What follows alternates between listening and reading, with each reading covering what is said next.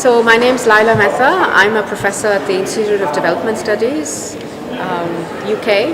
This report has been really important because it's looked at water and food security in a very comprehensive way, going beyond the general focus on agriculture.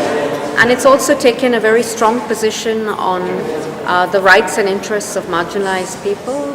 It's taken a very strong gender lens, and it really highlights the need to link up the right to food and the right to water in a way that's true to the way it's actually happening on the ground. On the ground, land, food and water are very connected, but they're very disconnected at the policy level. So we argue for strong policy coherence, and we also argue for strengthening these human rights and their connections.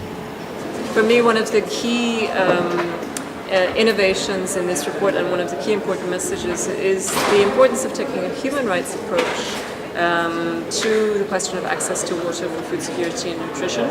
Because here we're not talking about water only for food production, we're not only looking at the food productive aspects, but also about the issue of food security and nutrition. So we're really looking at questions of access and stability and control of the resource. So here a human rights approach is key, is crucial to try to make sure that the most vulnerable, the most marginalized, who are the ones who have little access to water and also little access to food security and nutrition, but who are actually producing food themselves.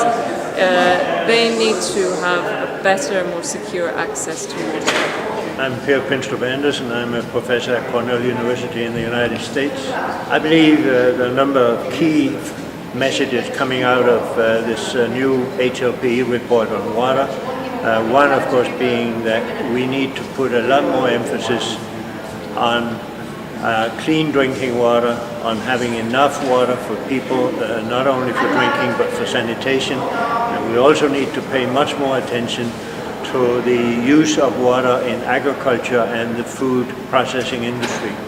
The efficiency in water use is very low. It has to increase because water is scarce in so many localities. We have enough water globally, but many localities simply do not have enough water. And one of the reasons is that it's being used inefficiently. In many cases, it's being treated as a free good, and policies have to be developed that can deal with the inefficiencies in water use.